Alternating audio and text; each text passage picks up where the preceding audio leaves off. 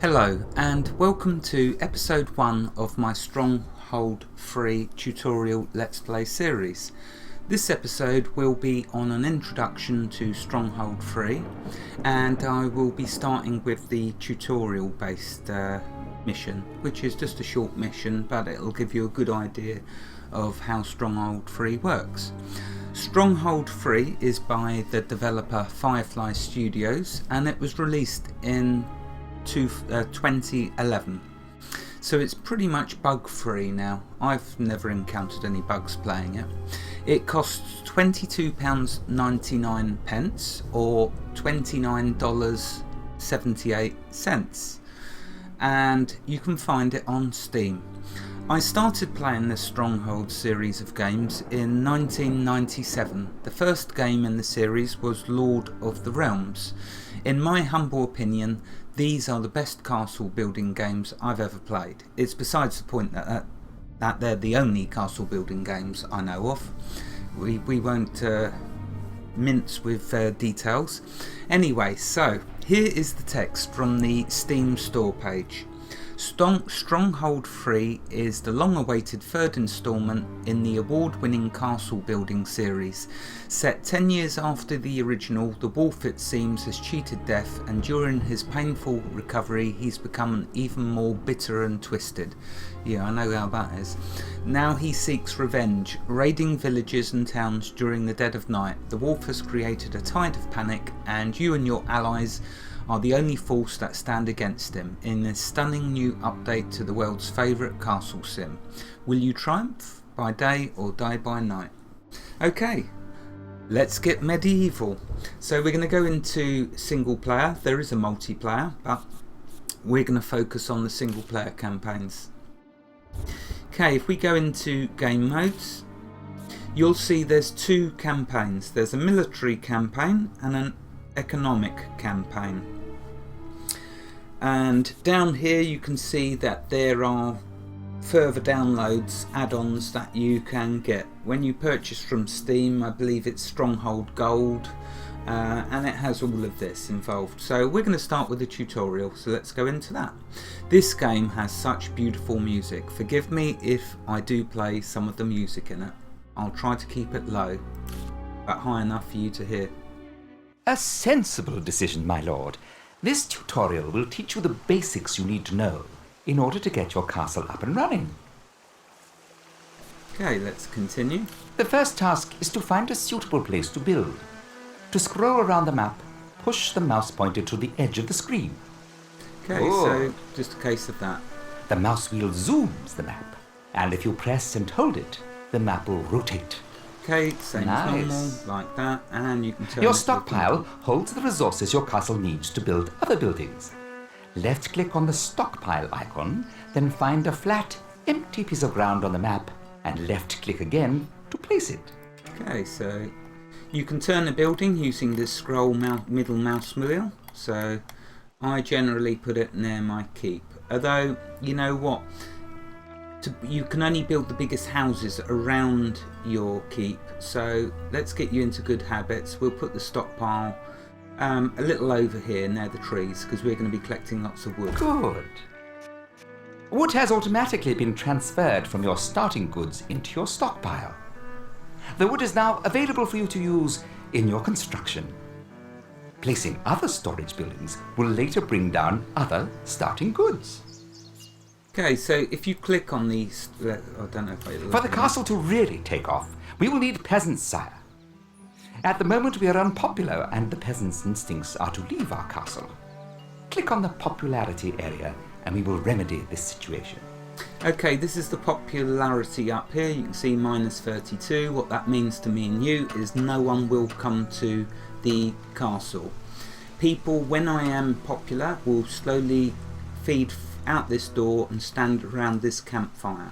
So let's click on this and keep with the tutorial. I'll explain things further once he finishes. That tax rate isn't helping us, sire. Reduce the tax rate to no taxes, and that will bring the peasants back. Wow, this must be England. Oh wait a minute, it is England, definitely. Especially, I could have told you this was set in England just by the tax rate. Okay, let's bring it down. like he said. Oh, to no taxes. There we go. Good work, my lord. We are now in positive popularity. That means peasants will come to our castle. The higher our popularity, the faster they will come. However, should we ever become unpopular again, they will leave. Peasants are very fickle, by experience, sire. That's right. I mean, while you've got to keep an eye on this up here. Always keep it green. Green is good. There's always... Sentiment is warm towards you, my liege. Yeah, warm because I've got a plus. The way you'll see throughout my campaigns, the way I deal with the populace is using food. I never resort to the torture structures. You will see every campaign is completely, in the economic side, is completely doable with the food. And I'll show you what I mean as we get to it. We can further increase our popularity, sire, if we were to actually feed the peasants. Click on the food buildings icon. Up here you can see your amount of peasants. On the right is your total amount you're allowed. The keep will fit 8 peasants in it. So over here you can see 8. On the left you can see how many peasants we currently have, which is 4. So let's click now here. Now, left click on the granary icon, sire. Then find some empty space and left click again to place it. Okay, now, if I want to zoom out so I can see the map better, you right click to get rid of that off your cursor, zoom out a bit, and then click again. Otherwise, if you try and zoom, it's just going to spin the building around like that. Now, the granary, of course, will hold the food, so the best thing to do is always check your food buildings to see whether you're going to have, what types of foods you're going to have. In this case, it hasn't shown us yet because it's the beginning, so we'll put this over here, like so. Excellent. The granary has now received its starting goods. Now we can really encourage our peasants by setting a generous ration level. Set the ration level on the popularity controls to normal, sire.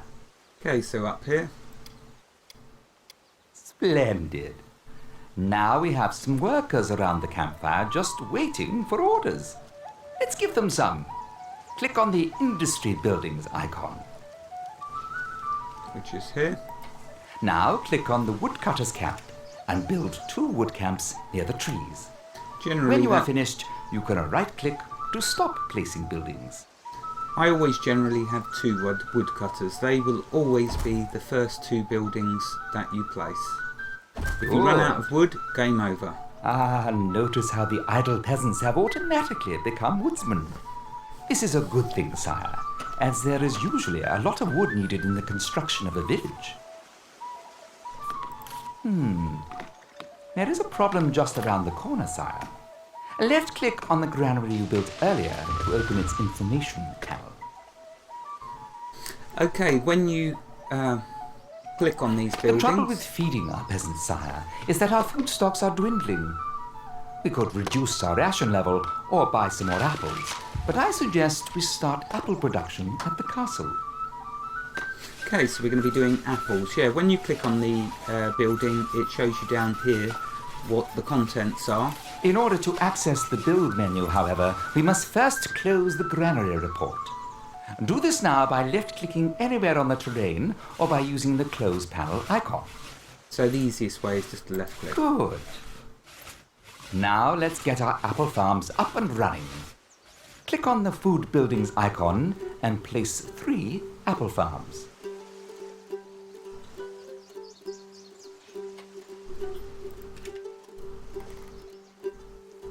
Okay, so you'll always place them around your granary. So 1, 2, and 3. Done, sire. Our granary will soon fill with apples. Although one of our apple farms lies idle, this is because we have used up all our available peasants.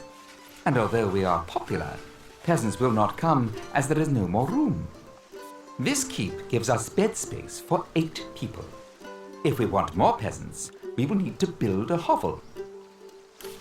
Click on the town buildings icon and place a hovel. Okay, Notice how the extra bed space changes the further you move the hovel from the keep. Peasants do like to live close to you, sire. You see, the further away you go, the less peasants, the smaller the hut will be. That's why I said the nearest to your keep you can build your houses for your peasants, the more peasants you will get.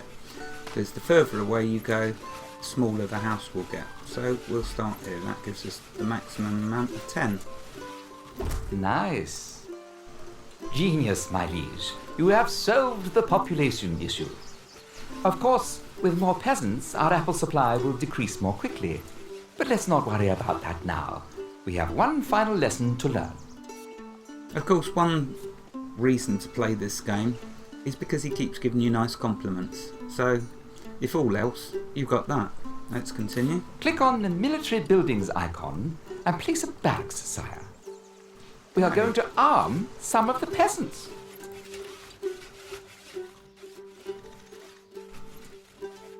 Of course, when you're placing your barracks, you should know which side of the map the enemies come from, and then I always place it in between them and my town. Good, sire.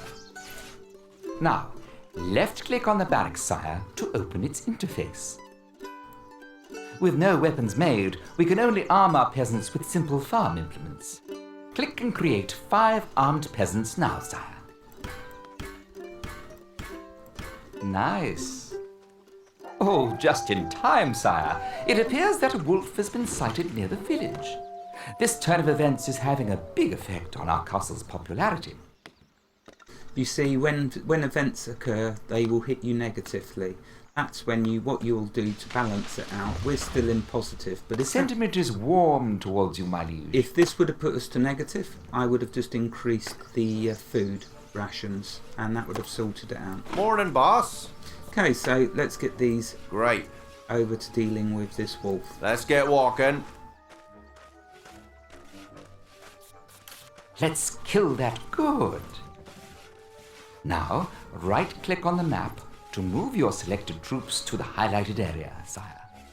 So you use the left mouse button to select, Bit early for this, isn't it? and the right mouse button to move them. Great. Another match. Great! Now our men are in range. Right-click on that wolf to order out men to attack him, my lord. We're going. Stick them forks in them. Well done, sire. I can see you are a natural leader of men.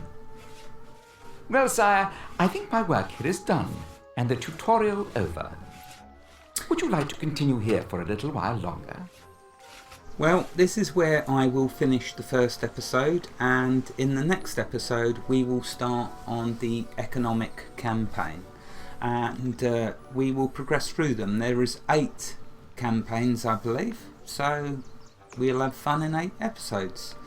Wherever you are in the world, God bless you and keep every last one of you safe. Thank you for watching and have a fantastic day. I hope you enjoyed this episode on Stronghold 3. Goodbye.